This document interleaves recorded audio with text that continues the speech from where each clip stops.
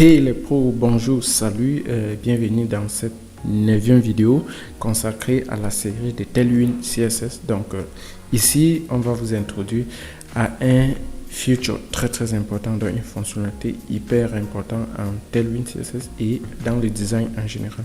Donc vous savez, à nos jours, près de 70% des internautes utilisent les mobile devices, donc les téléphones, pour pouvoir surfer. Et pour ça, c'est très capital que vous créez ce qu'on appelle les responsive design. Donc, vos pages web puissent bien s'adapter dans les petits devices, donc dans les petits écrans comme les téléphones et tablettes. Et pour ça, Tailwind CSS est assez puissant quand il s'agit de ce qu'on appelle le responsiveness. Avec du CSS classique, vous devrez créer ce qu'on appelle les media query et tout ça. Et déjà, si vous ne savez pas bien ça, c'est bien conseillé de toujours maîtriser d'abord le fondamental qui est le pur CSS, comment ça se fait, les media query. Donc je vais attacher également la vidéo dans la description où je parle des principes basiques du media query. Donc revenons à nos moutons ici.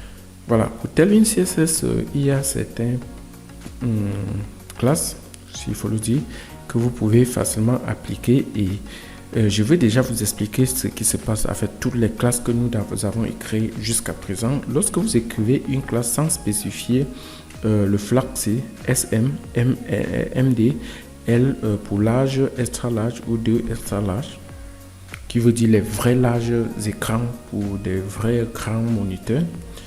Vous devrez savoir que lorsque vous ne passez pas ce flag, donc je veux dire ce signe, je vais vous montrer quand on va rentrer dans le code. Lorsque vous ne passez pas ça devant votre classe que vous mettez dans du HTML, ça veut dire que ça marche pour tout type d'écran, que ce soit le petit écran, le grand, le large ou le extra large, tout ça. Maintenant, si vous voulez spécifier en disant n'applique ceci que si l'écran est de cette taille, c'est là où vous allez pouvoir appliquer ceci, comme vous pouvez bien voir ici au niveau des responsive design. Donc si nous on revient bien là, donc je vais revenir même déjà à partir d'ici. Voici ce que moi j'appelle le flag MD 2 points et puis vous mettez votre classe comme vous voulez. LG, donc LG 2 points, vous mettez. Donc ceci veut dire le style-ci ou la classe ne va qu'être ajoutée dans votre HTML que si la taille de l'écran est large, qui veut dire large ici représente 1024 pixels ou supérieur. MD veut dire 768 ou supérieur. SM veut dire 640 ou supérieur. Donc en principe, c'est basiquement ça. Donc nous, on va rentrer dans notre code et on va essayer d'illustrer de quoi on parle ici.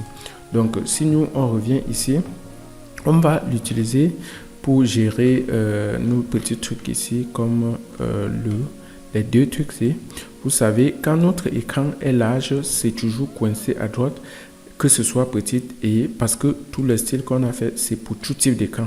Maintenant, on va dire, si l'écran est très petit, il faut que lui, il soit positionné au centre.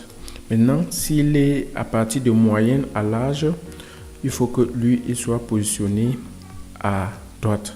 Donc pour ça, on va dire par défaut c'est justify center. Vous voyez bien, justify center. Si je n'ai pas fait de gaffe quelque part, justify center ici, il se demande pourquoi vous mettez il y a conflit en fait. Donc maintenant on va dire à partir de medium en montant, vous allez le pousser à droite. Donc regardez bien qu'ici, si j'essaie de vous montrer comment on vérifie le responsiveness, vous allez voir que ici c'est centré parce que nous sommes déjà même au milieu. Bon, ça c'est un écran hyper petit, mais ce qui va se passer, c'est que dès que la taille de l'écran va dépasser 768, je crois, ça va être centré à droite. Bon, je veux dire medium, je ne sais plus combien c'était.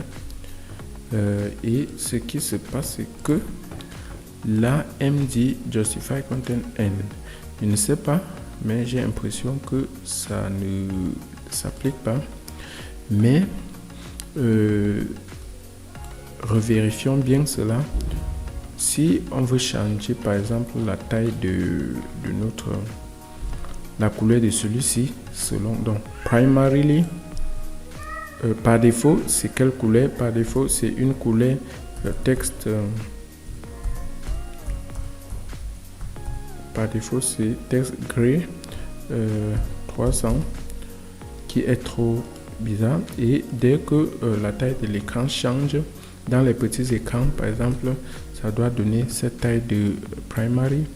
Pour les larges écrans, je veux dire les MD, on peut dire que lui, il prend un autre truc comme peut-être secondary 200C. Et si on est dans un, je veux dire, dans un écran très large, on peut lui dire, je crois que c'est LG, on peut lui dire d'utiliser le texte qui prend une autre couleur de 100. Voilà, tout ceci, c'est purement à but